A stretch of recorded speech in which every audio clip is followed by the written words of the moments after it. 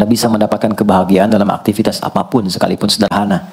Tapi ketika kebahagiaan itu tidak diiringi dengan ridha Allah, rasanya itu akan selalu sementara. Kita butuh momen-momen baru untuk mendatangkan kebahagiaan itu. Tapi titik poin ketika Allah ridha dengan apa yang kita kerjakan, apa yang kita lakukan, maka Allah akan tanamkan satu cawan yang luas kandungannya, yang bisa menerima setiap keadaan dengan hal yang paling menyenangkan. Apapun yang kita lihat selalu nyaman. Yang kita dapati, kita ridha dengan apa yang Allah berikan. Keadaan itulah yang oleh Nabi itu diungkapkan dengan komen yang sangat simpel tapi dalam isinya. Kata Nabi, ajaban li amril mu'min. Orang beriman itu kalau benar imannya, maka kehidupan itu mengagumkan. Bila dia mendapatkan kesuksesan, dia iringi dengan kesyukuran. Sehingga sifatnya tetap proporsional. Dia sukses, tapi ada keseimbangan dengan syukur. Sehingga tidak berlebihan menyalurkan kesuksesannya itu. Dan dengan sifat berlebihan itu hanya memberikan beban pada dirinya. Saya pernah sampaikan kan, di kesuksesan itu identik dengan gaya hidup. Rumus gaya di fisika itu kan selalu F1 banding lurus dengan F2. Apa yang didapat itu yang keluar. Tapi orang tidak boleh lupa bahwa F itu selalu berbanding lurus dengan P. Gaya berbanding lurus dengan tekanan, hukum Pascalnya. Semakin banyak gaya, semakin tertekan di hidupnya. Itu bandingan nilai kehidupannya. Nah, jadi gaya itu diperkenankan. Karena itu bagian dari energi. W sama dengan F dikalikan S. Hukum energi kan begitu. Jadi hidup nggak mungkin kalau nggak ada energi. Tapi energi yang terbaik itu akan dihasilkan, membawa kesuksesan kebahagiaan ketika ridha Allah tertanam. Saat dia sukses, dia bersyukur sehingga proporsional. Saat dia merasakan duka pun, dia nyaman karena punya sabar. Nah, sabar itu mahal. Di Jepang ada banjir, itu bisa minta maafnya luar biasa, tak tahan dia bunuh diri. Di kita banjir bisa berenang. Itu gambaran. Cuma kalau nggak seimbang, repot juga. Nah, membangun keseimbangan itu butuh konektivitas yang kuat dengan Allah. Konektivitas itulah yang dalam bahasa agama disebut dengan sholat namanya. Ya. Di pertemuan lalu kita sudah mencakup beberapa bagian dari sholat itu. Tapi saya ingin tekankan sedikit untuk menguatkan. Salat berasal dari kata wasala atau silatun. Dasarnya kata wasala yang berarti terkoneksi dengan kuat. Terhubung dengan erat. Kita pernah dengar istilah silaturahmi kan? Ya kan? Kalau kita kumpul, bahasa kerennya saya mau silaturahmi kan? Tapi goalnya tercapai nggak? Ya, silaturahmi itu kan dari kata silah, terhubung dengan erat, rasa sayang dan perhatian. Sehingga parameternya itu bukan saat datang. Kalau datang kita nyapa, wajar, karena orangnya ada. Tapi kalau berpisah kita masih ingat, masih peduli, masih mendoakan, masih ngontak, itulah silah namanya. Di setiap keadaan kita masih terkoneksi. Keadaan kita yang terhubung dengan Allah. Sehingga di setiap tempat kita diperhatikan, di pekerjaan kita dibimbing, di rumah tangga kita diiringi, sehingga semua berjalan mudah dan membahagiakan. Yang melatih kita untuk terkoneksi sehingga nggak putus dengan Allah, itulah yang disebut dengan sholat. Sehingga goal dari sholat itu adalah membangun konektivitas kita dengan Allah yang kuat. Itu yang dimaksud di Quran surah keempat An-Nisa di ayat 103. فَإِذَا قَضَيْتُمُ الصَّلَاةَ maka jika Anda telah tuntas mengerjakan sholat, فَاذْكُرُوا اللَّهَ. Ukuran keberhasilan sholat Anda itu ketika Anda merasakan konektivitas dengan Allah, mulai nyambung. Qiyaman, jalannya ingat Allah. Sehingga kalau orang jalan, bekerja di apapun, saat dia ingat Allah, dia bisa memfungsikan tubuhnya sehingga tidak mengerjakan apa yang Allah tidak sukai. Gak akan mungkin Anda melihat sesuatu yang tidak Allah senangi. Dalam keadaan yang sama Anda ingat Allah. Gak akan mungkin melangkah pada tempat yang salah saat ingat Allah. Dan itu tidak mudah, karena banyak orang keluar masjid pun setelah selesai sholat, masih tertukar sendal. Padahal kalau dia ingat Allah, gak mungkin itu terjadi. Itu pelajaran dasarnya. Wa qu'udan wa ala junubikum. Baik itu duduk, bahkan sampai berbaring. Ada koneksi. Nah jadi, singkatnya, sholat itu semua gerakannya, semua bacaannya, dari mulai kita bertakbir sampai kita salam, bacaan yang mengiringi, itu bukan sekedar gerakan hampa makna, formalitas kita bergerak dan berakhir, bukan sekedar membaca bacaan yang tidak ada isinya, tapi semua bimbingan bagaimana kita diajarkan langsung oleh Rasulullah bisa mengoneksikan lewat gerakan dan bacaan itu tersambung kepada Allah, sehingga feedbacknya semua apa yang kita bacakan dijawab oleh Allah. Semua gerakan yang kita lakukan, ini hakikatnya bimbingan tentang inti kehidupan kita. Jadi di sholat itu ada bacaan, ada gerakan, ada hikmah. Ada maknanya semua. Jadi bukan kita takbir begini hampa saja. Tidak. Kenapa mesti begini? Kenapa tangan yang kanan menutup yang kiri? Kenapa bacaannya setelah itu ada iftitah, ada al-fatihah? Itu ada maknanya. Dan dahsyatnya, semua profesi-profesi sahabat dan generasi setelahnya yang belajar dengan benar tentang sholat ini, itu semua merubah hidupnya jadi lebih sukses dari apapun yang mereka pilih dalam menjalani hidup. Dan yang paling hebat, itu yang menjadikan Nabi mendapat perintah pertama bukan zakat, bukan haji, bukan umrah, bukan puasa, tapi sholat. Dan perintahnya khusus, spesial, disampaikan dalam peristiwa Isra Mi'raj untuk memberikan pesan begitu tingginya nilai sholat ini untuk kehidupan manusia.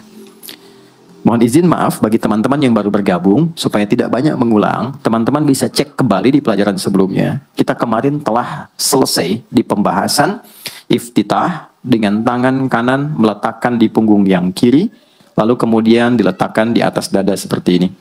Kesimpulannya adalah, saya cepat saja, dari mulai kita bertakbir, kalau ingin terkoneksi dengan Allah, maka fokuskan diri kita untuk tersambung. Buang urusan dunia semua ke belakang.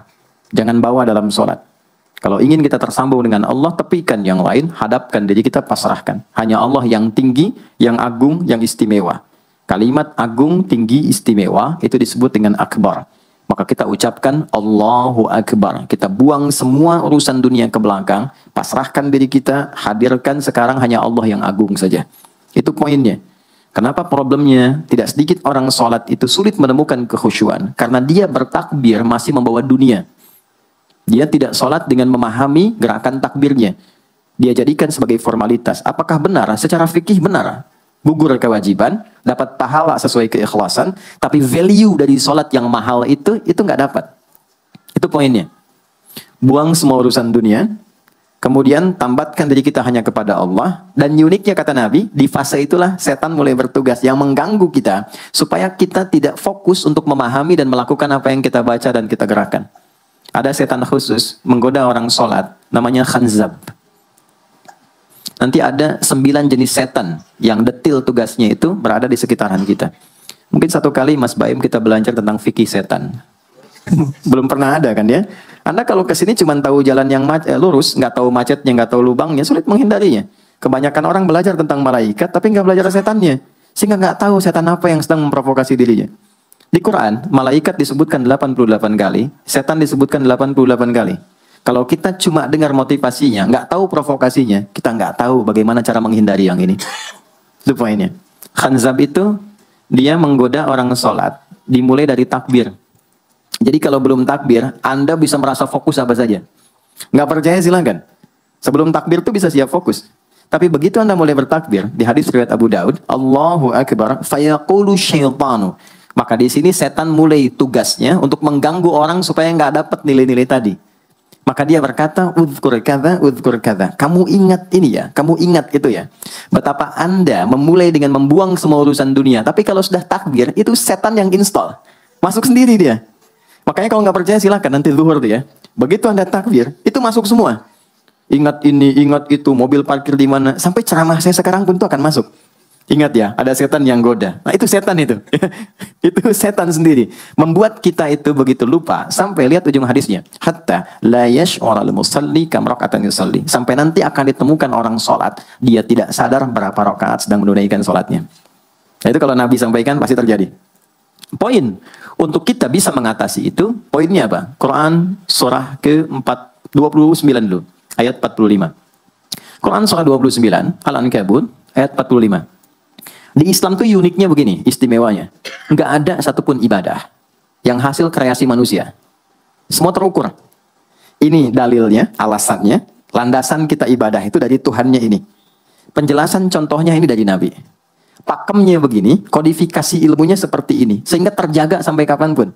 Dan tidak ada satupun yang kita kerjakan dalam ibadah, kecuali semua punya landasan yang kuat.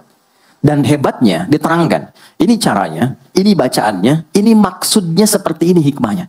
Kenapa Anda begini? Kenapa begitu? Hasilnya apa? Ketika seseorang sedang memulai sholatnya, dari awal dia pengen fokus, tapi ketika dia mulai bertakbir, muncul godaan, maka sebelum sholat ditunaikan, Allah sudah ingatkan, Utlu ma uhya ilaika minal kitab. Utlu, itu dari kata tilawah. Artinya baca, pahami, amalkan apa yang telah dipahami itu. Jadi sejatinya sebelum sholat, kata Allah kalau ingin menikmati sholatnya, ingin tahu value dari sholat dan dihasilkan seperti orang dulu meraihnya, maka jangan kita terfokus untuk formalitas saja. Yang penting benar bacaan, takbir sampai salam terjaga. Betul, sekali lagi, itu menggugurkan kewajiban, formulasinya selesai, secara fikih tuntas. Tapi hikmah sholat yang tadi itu kita nggak dapat. Maka yang terjadi apa? Baca dulu, tilawah, utslu, baca, pelajari dulu sebelum sholat. Kemudian pahami, kenapa takbirnya begini? Kita kemarin sudah belajar. Kenapa tangan kanan menutup yang kiri? Apa maksudnya sampai kita diperintahkan sholat? Bagaimana kemudian saat kita baca Al-Fatihah? Kenapa yang dibaca itu? Apa yang jadi bimbingan dari Al-Fatihah untuk kehidupan kita? Kalau sholatnya seperti itu akan merubah hidup kita. Itu langsung Allah sampaikan demikian. Lalu kerjakan, wa aqimis shalah, tunaikan sholat seperti aku tadi isyaratkan, kata Allah. Inna sholata tanha 'anil fahsya wal munkar. Maka jika engkau menunaikannya seperti itu, sholat akan merubah hidupmu. Itu kata Allah tuh. Minimal mendorong kita berbuat jadi lebih baik. Jadi bukan sekedar menjadikan kita pribadi baik, tapi semua yang kita kerjakan menjadi lebih baik. Itu sholat. Itu yang bisa merubah seorang Jundub bin Junadah yang dikenal dengan Abu Dzar Al-Ghifari. Ini teman-teman, kenapa Ghifar itu viral? Ghifar itu adalah desa pembegal. Jadi semua sekampung begal semua. Sekampung. Pimpinannya namanya Jundub bin Junadah. Jundub bin Junadah. Singkatnya masuk Islam. Saat masuk Islam, secara singkat saja, Nabi arahkan, diajarin sholat. Betapa sholat merubah hidup beliau, jadi lebih baik. Kembali ke kampungnya, mengajarkan, singkatnya apa? Madinah heboh dengan kedatangan tapak kaki, yang ternyata itu orang-orang Ghifar. Sekampung kurang lebih masuk Islam, dan berubah jadi orang baik semua. Merubah hidup mereka. Jundub, orang sukses, setelah itu jadi ustadz. Ini mungkin yang menginspirasi judul preman jadi ustadz. Ini tadinya pembegal. Pembegal semua. Sekampung sukses, jadi orang baik, aktivitasnya berubah, lebih berkualitas. Untuk memberikan inspirasi ke generasi masa depan, bahwa kami dulu pernah begini, dengan sholat kami berubah, kesuksesan kami raih, maka diviralkanlah nama daerahnya. Tambahkan al di depannya, ujungnya tutup dengan i. Maka dilekatkan nama bekennya, kunyah, namanya Abu Dzar. Abu Dzar Al-Ghifari. Al-Ghifari itu untuk memberikan kesan begini, saya ini dari Ghifar. Itu kampung jelek, desa tempat pembegal, tapi Islam merubah saya menjadi lebih baik. Sholat mengarahkan saya punya kualitas hidup yang lebih baik. Itu poinnya. Sejak peristiwa itu, orang-orang Islam dari manapun yang bukan Arab, itu selalu melekatkan nama daerahnya untuk mengenalkan. Islam pun sudah sampai ke tempat saya. Buktinya, saya menjadi baik. Ada namanya Muhammad, punya bapak namanya Ismail, punya kakek namanya Ibrahim, kakek buyutnya Al-Mughirah, eyang buyutnya Al-Bardizbah, tinggal di kecamatan Ju'fah, kabupatennya Bukhara, provinsinya Khorasan, negaranya Uzbekistan sekarang. Maka karena dari Bukhara, dia kenalkan diri, datang ke daerah Arab, saya dari Bukhara. Rumus yang sama, tambahkan al di depannya, ujungnya i. Maka dia katakan, ana al-Bukhari. Itulah Imam Al-Bukhari. Bukan orang Arab. Kita punya guru besar Syekh Nawawi dari Banten. Ana Nawawi Al-Bantani. Ana Ahmad Yasin Al-Padangi. Tapi kesan kota itu untuk menunjukkan Islam telah sampai ke tempat saya dan merubah saya menjadi lebih baik. Kang Baim datang ke Mekah, umrah. Katakan, saya Baim Bong al-Tanah Kusiri. Maka kesan yang dibangun itu telah sampai ke tempat saya, merubah saya lebih baik. Saya Arman al-Pondok Indahi, misalnya kan. Tidak masalah. Itu sah. Dan orang mengenal, oh rupanya Islam telah ke setiap wilayah. Tapi value-nya sampai enggak. Jangan cuma kita katakan, saya dari fulan, saya dari tempat A. Poinnya adalah, apa yang merubah engkau dari Islam, menjadikan kau lebih baik. Jadi kalau ada orang Islam mengaku Muslim, lisannya tidak lebih baik. Maaf sekali, telinganya mendengar tidak yang baik, perilakunya kurang baik, maka dipertanyakan klaim keislamannya. Sudah sejauh mana saya mendapatkan keberkahan dari Islam itu? Itu yang menjadikan kenapa sholat paling pokok dipaksa kita wajib. Bukan karena sujud rukuknya. Anda tidak sujud pun tidak akan menurunkan status Allah sebagai Tuhan. Tetap Tuhan. Tapi ternyata ada value besar yang dengan kasih Allah diminta kita sholat supaya kita minimal jadi orang baik. Dan sukses dalam hidup.